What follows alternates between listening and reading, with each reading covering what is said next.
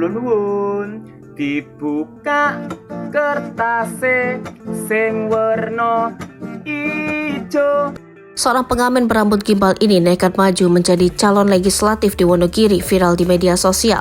Tak hanya gaya nyentriknya yang jadi sorotan, gaya kampanye uniknya juga jadi perbincangan. Jika biasanya caleg dari kalangan politik dan profesional, namun caleg kali ini maju dari kalangan pengamen jalanan. Ya, dia adalah Kuku Haryanto. Kuku Haryanto, pria berambut gimbal ini, maju dari Partai Demokrat Wonogiri. Meski hari-harinya keliling kampung dan pasar untuk mengamen, pada pemilu 2024 nanti Kuku Haryanto ikut terjun politik menjadi calon wakil rakyat. Kini, kisah Kuku pun viral setelah video kampanyenya trending di TikTok. Dalam video kampanye yang ia unggah di akun TikToknya Kuku Porso itu, ia menyanyikan lagu ciptaannya sendiri sebagai media kampanye. Kula nuwun sugeng tepang kula Kuku Haryanto, caleg DPRD Kabupaten Wonogiri dapil 1. Selain membawakan lagu perkenalan, lagu-lagu Kuku juga berisi pandangannya sebagai calon politisi.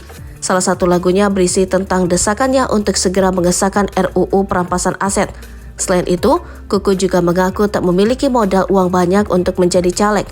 Dirinya nekat nyalek dengan niat baik dan mengayomi warga. Selain itu, ia juga hanya modal pertemanan dengan berbagai orang. Dilansir dari sejumlah sumber, Kuku adalah caleg Dapil 1 Wonogiri yang mewakili Kecamatan Wonogiri, Selogiri, Manyaran, Uriantoro, dan Eromoko.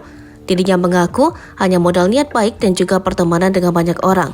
Menurutnya, orang jalanan juga punya hak yang sama. Kuku sendiri mantap menyalonkan diri menjadi caleg karena prihatin dengan wilayah Wonogiri Timur yang masih sering kekurangan air. Selain itu, ia prihatin karena banyak bakat musik yang tak bisa berkembang seperti seniman di kota lain. Sementara itu, Kuku selama ini sering ngamen di Wonogiri, Solo, Karanganyar, Klaten hingga Sragen.